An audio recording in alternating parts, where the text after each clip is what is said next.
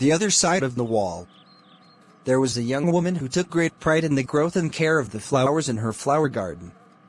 She had been raised by her grandmother, who taught her to love and care for flowers as she herself had done. So, like her grandmother, her flower garden was second to none.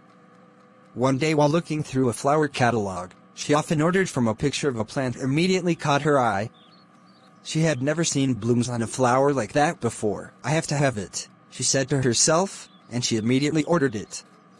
When it arrived, she already had a place prepared to plant it. She planted it at the base of a stone wall at the back of her yard. It grew vigorously, with beautiful green leaves all over it, but there were no blooms.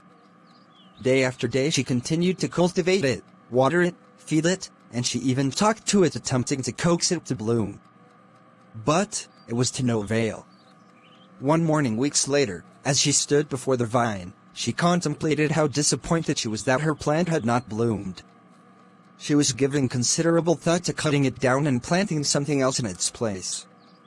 It was at this point that her invalid neighbor, whose lot joined hers, called over to her, "Thank you so much.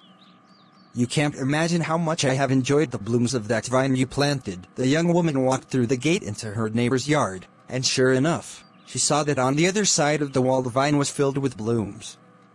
There were indeed the most beautiful blooms she had ever seen. The vine had crept through the crevices, and it had not flowered on her side of the fence. It had flowered luxuriantly on the other side. Just because you cannot see the good result of your labor does not mean that it bore no fruit.